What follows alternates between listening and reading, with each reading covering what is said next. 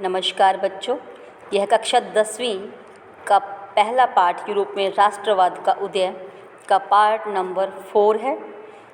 Part 3 में हमने उदारवाद के बारे में पढ़ा था कि उदारवाद एक ऐसी प्रक्रिया है, एक ऐसा समूह है जो ये तो चाहता है कि राजा को हटा दिया जाए, राजशाही को ख़त्म कर दिया जाए, लोगों को अधिकार दिए जाएं और कानून के समक्ष बराबरी पर भी जोर देता है। लेकिन कहीं ना कहीं उसकी कमजोरी थी कि सीमित अधिकार हो, मतलब सभी को वोट देने का अधिकार ना हो, सिर्फ उन लोगों को ही वोट देने का अधिकार हो जो संपत्ति रखते हैं, कुछ कर देते हैं। उसी के संदर्भ में हम बात करते हैं रूढ़िवाद की, और उस रूढ़िवाद की हम यहाँ पर बात कर रहे हैं जो 1815 के बाद एक नया रूढ़िवाद आया। रूढ़िवाद से आप क्या समझते हैं? रूढ़िवाद एक ऐसा राजनीतिक दर्शन है, एक ऐसी परंपरा है जो रीति रिवाजों पर जोर देता है, जो तेज बदलावों को बर्दाश्त नहीं करता और धीरे धीरे विकास को प्राथमिकता देता है।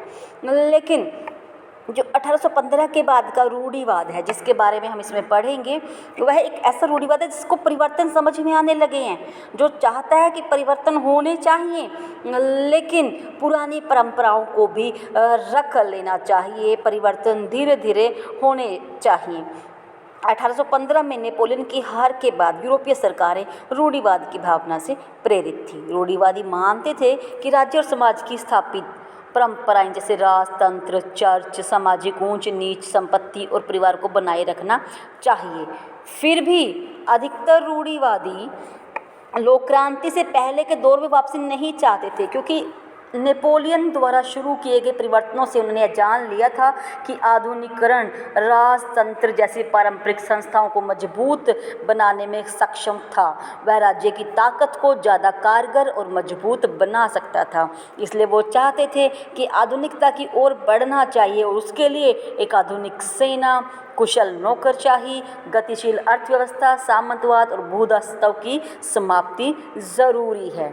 आधुनिक सेना चाहिए, कुशल नौकरशाही चाहिए, गतिशील अर्थव्यवस्था होनी चाहिए, लेकिन सामंतवाद और भूदासत्व को समाप्त होना चाहिए। यूरोप को निरंकुश राजतंत्रों को शक्ति मतलब जो यूरोप के निरंकुश राजतंत्रों को शक्ति प्रदान कर रहे थे, अब धीरे धीरे उन संस्थाओं के बारे में रूढ़िवादियों की सोच बदलने लगी थी।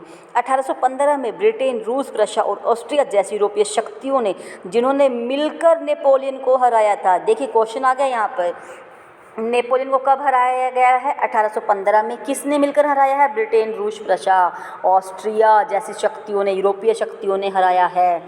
और इनके प्रतिनिधि यूरोप के लिए एक समझौता तैयार करने बैठे थे। कहाँ पर? वियना में बैठे थे। वियना, जिसे वियना सम्मेलन, वियना कांग्रेस के नाम से भी जाना जाता है। और इसकी मेजबानी कौन कर रहा था? लीडर कौन बना था यहाँ पे? इनका हेड कौन था?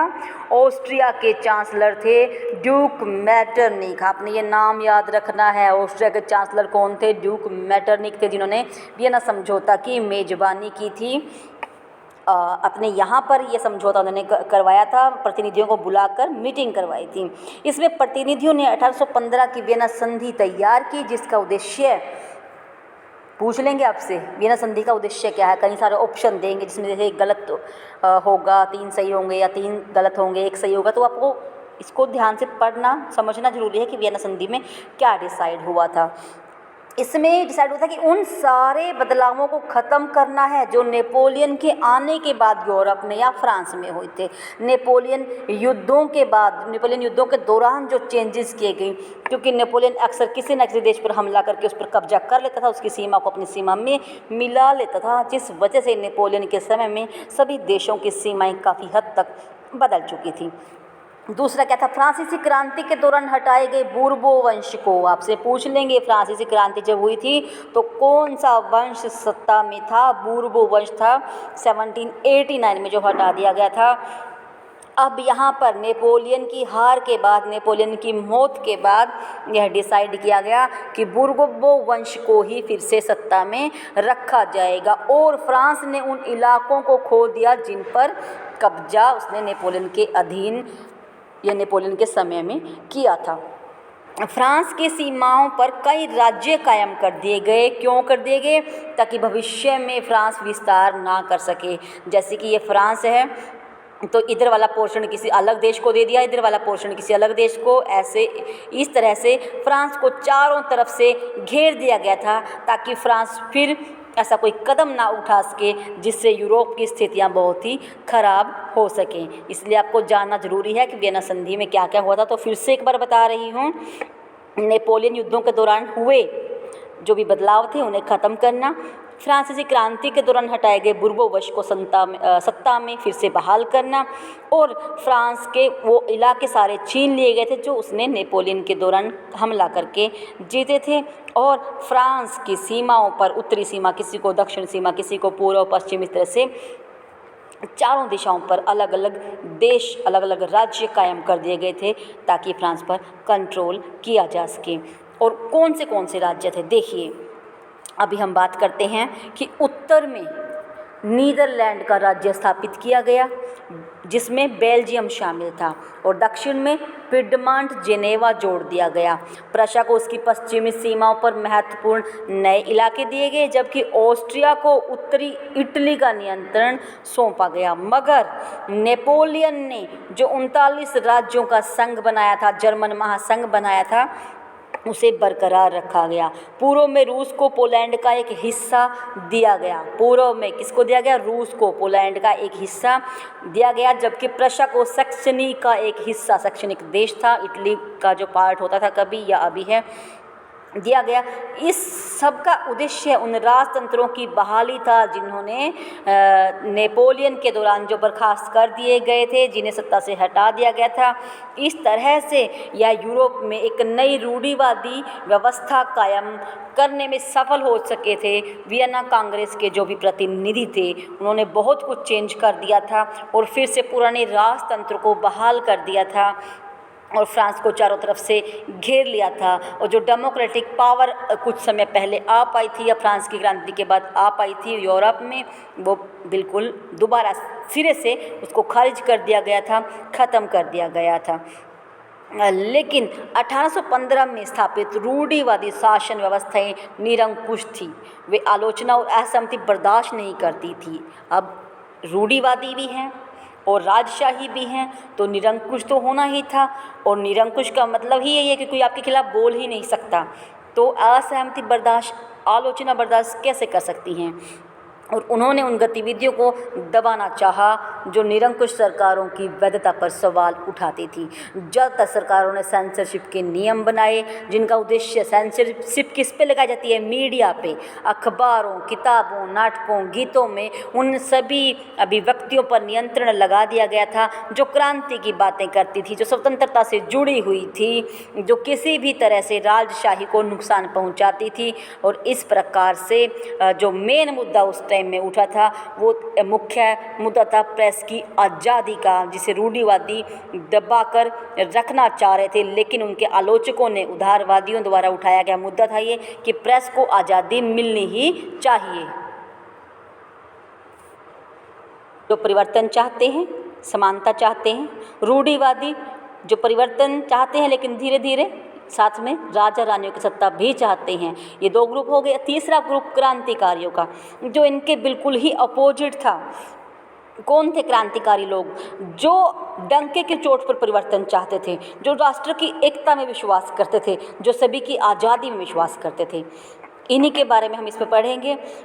और इन्हीं में से एक मेन के बारे में इसमें दिया जो कि राजतंत्रीय व्यवस्थाओं को बिल्कुल विरोध करता था, और स्पेशली उन व्यवस्थाओं का जो वियना कांग्रेस के बाद स्थापित की गई थी। पुराने वंशों को उठाकर सत्ता में फिर से बहाल कर दिया गया था वियना कांग्रेस के बाद से। ऐसा ही वह व्यक्ति था। कौन व्यक्ति की, किस व्यक्ति की हम बात करें? इटली का क्रांतिकारी जोसेफ मैज़ीनी, जिनका जन्म 1807 में जेनेवा में हुआ था। वह कार्बोनरी के गुप्त संगठन का सदस्य बन गया था। क्वेश्चन कई पूछ लेते हैं, ये कहाँ के थे, कौन से गुप्त संगठन के सदस्य बने, इनका जन्म कहाँ पर हुआ और ये कहाँ के थे? मैंने शुरू में बताया इटली के क्रांतिकारी थे जोसेफ मैज़ीनी। कहाँ के? इटली के थे। और 24 साल की युवावस्था में ही लिंगुआरिया में क्रांति करने के लिए उसे बहिष्कृत कर दिया गया था, देश से निकाल दिया गया था। तत्पश्चात उसने 2 और भूमिगत संगठन, भूमिगत मतलब गुप्त अंडरग्राउंड संगठन बनाए। पहला था मार्सेई में यंग इटली, ये मोस्ट इम्पॉर्टेंट है, इसको लिख लीजिएगा, नोट कर लीजिएगा। दूसरा है बर्न में यंग यूरोप। ये 2 संगठन हैं जो जोसेफ मेज़िनी ने बनाए थे और हमेशा इनमें से किसी एक पर एग्जाम में पूछा जाता है। या तो कार्बोनेरी के गुप्त संगठन का सदस्य कौन था, ऑप्शन दे देंगे इसमें से, जिसमें से एक नाम जोसेफ मेज़िनी भी रहेगा, या फिर यंग इटली की स्थापना किसने की और कहाँ पर की, या यंग यूरोप की स्थापना किसने की और कहाँ पर की। इस तरह से आपको ध्यान में रखना है कि जोसेफ मेज़िनी इन सब के पीछे थे। और इसके सदस्य थे पोलैंड, फ्रांस, इटली और जर्मनी। राज्यों में समान विचार रखने वाले युवा इनके सदस्य बन गए थे, यंग इटली और यंग यूरोप के। अब मेज़िनी का विश्वास था कि ईश्वर की मर्जी के अनुसार राष्ट्र ही मनुष्यों की प्राकृतिक इकाई है।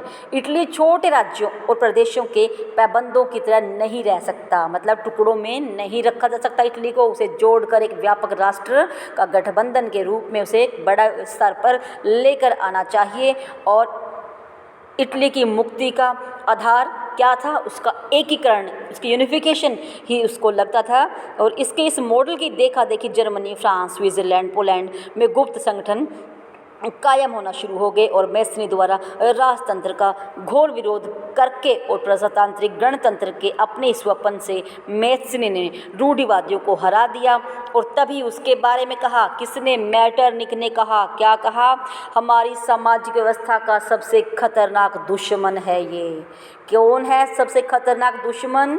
जोसेफ मेज़िनी हैं। किसने कही थी ये बात? मेटरनिख ने कही थी, क्योंकि जहाँ जहाँ जोसेफ मेज़िनी अपने कदम बढ़ा रहे थे, जो वो कदम उठा रहे थे, उस सब का असर यूरोप पर पड़ रहा था। और इसीलिए मेटरनिख ने उनकी सोसाइटी का सबसे खतरनाक दुश्मन बताया था जोसेफ मेज़िनी को।